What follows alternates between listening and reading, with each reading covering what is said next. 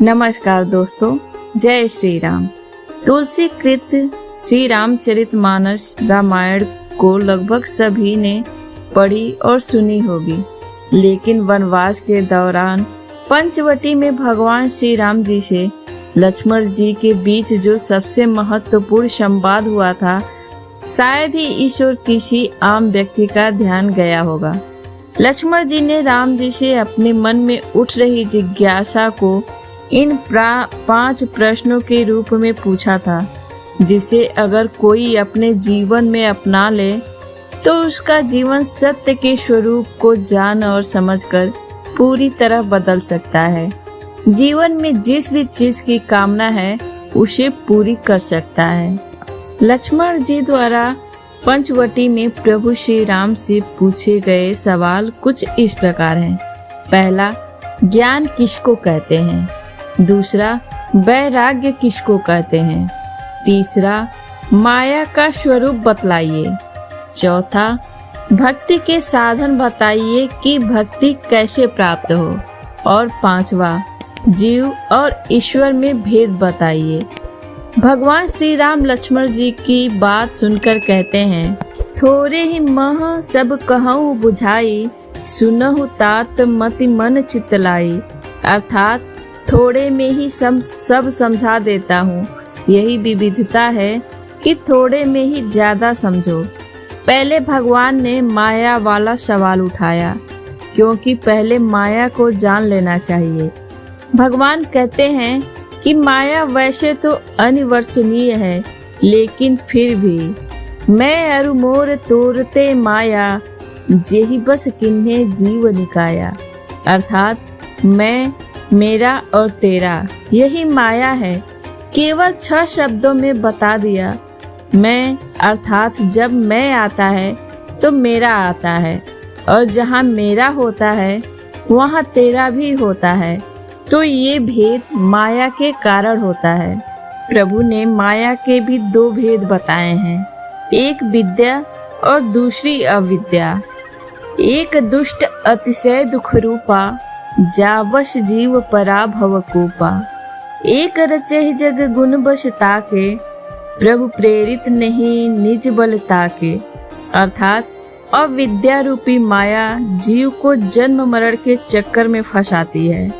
भटकता रहता है जीव जन्म अथवा मृत्यु के चक्कर में, और दूसरी विद्या रूपी माया मुक्त करवाती है।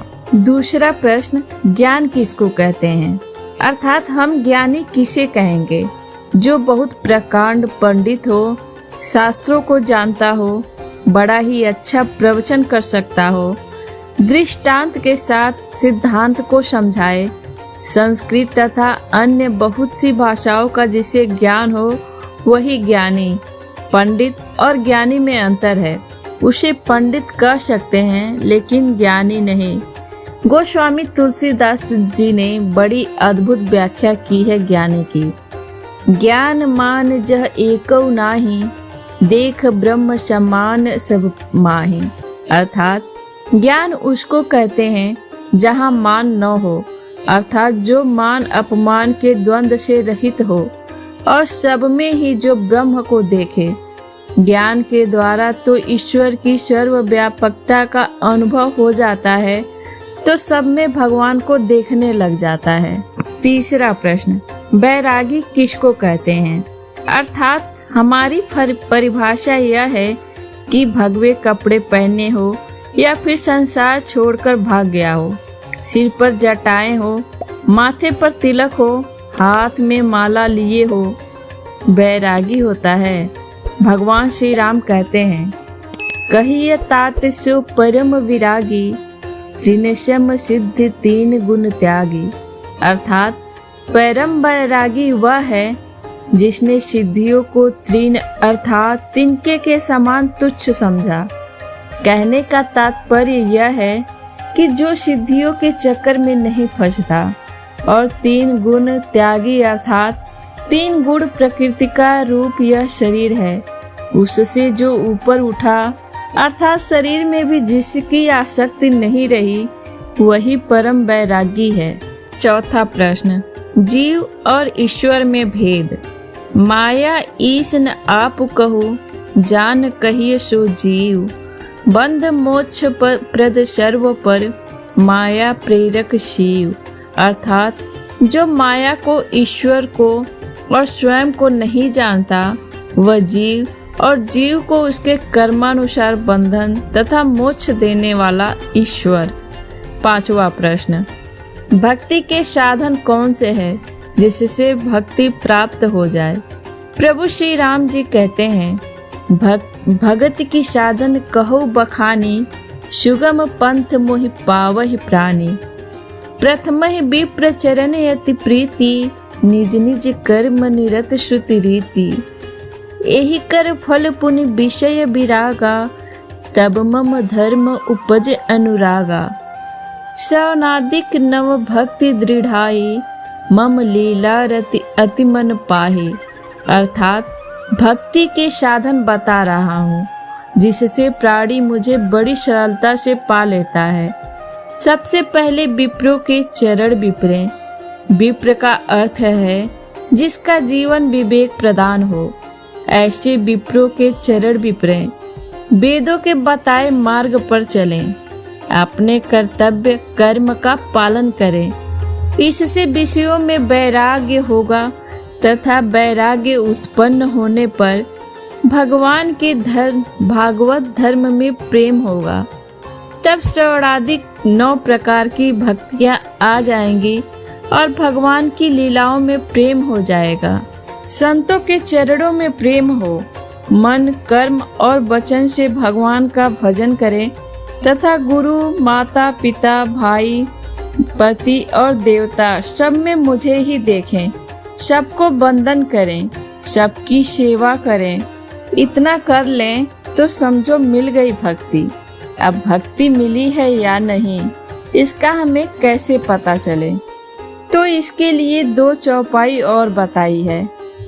मन गुण गावत पुलक शरीरा, गद गद गिरा नयन बहनीरा। काम आदि मद दंभ न जाके, तात निरंतर बश में ताके। अर्थात मेरे गुणों को गाते समय जिसका तन पुलकायमान हो उठे, शरीर पुलकित हो जाए, वाणी गदगद हो जाए और नेत्रों से पानी बहने लगे। लेकिन केवल इतना ही काफी नहीं है। काम आदि मद दंभ न जाके, जिसमें काम यानी विकार न हो, मद यानी अहंकार न हो और सबसे बड़ी बात दंभ यानी पाखंड न हो, वही भक्त है। भगवान ऐसे भक्त के सदा वश में रहते हैं। एक दोहा है, बचन कर्म मन मोर गति, भजन करहि निष्काम। तिनके हृदय कमल महु, करऊ सदा विश्राम। आगे भगवान कहते हैं, जिसको मन, कर्म और वचन से मेरा ही आश्रय है तथा जो निष्काम भाव से मेरा भजन करता है, उसके हृदय में मैं सदा विश्राम करता हूँ। दोस्तों, अगर आपको मेरी ये वीडियो अच्छी लगी हो तो लाइक करें, शेयर करें और कमेंट के माध्यम से हमें अपना सुझाव जरूर दें। और साथ ही साथ मेरे चैनल को सब्सक्राइब करके बेल आइकन प्रेस कर लें, ताकि जब भी मैं ऐसी वीडियो अपलोड करूं तो आपको सबसे पहले मिले। धन्यवाद।